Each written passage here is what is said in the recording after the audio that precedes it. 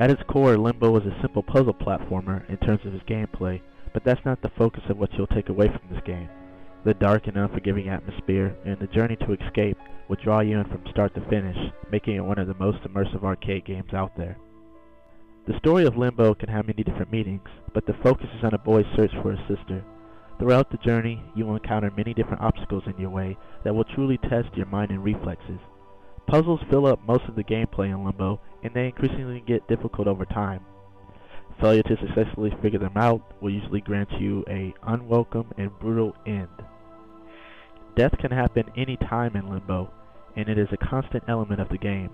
Any mistakes you make will find him meaning a terrible end in very different ways, like I said before.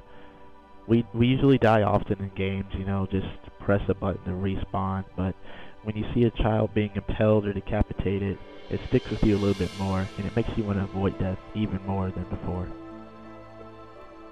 The moment you wake up in the forest, you are on your own. There are no hints, notifications, and any elements of a usual video game would probably just get you out of the experience anyway, so it's a good thing that they're gone in this game.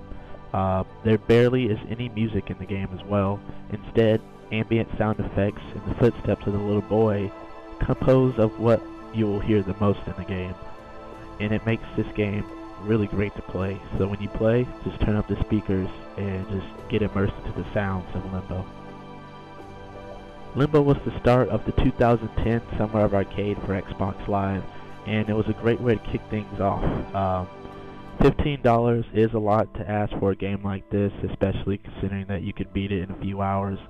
After you know all the puzzles, you could go through and beat it even quicker. It's not a game with a lot of replayability, but the experience is what you're paying for, and it's, if you just look at that, it's well worth the money in my opinion.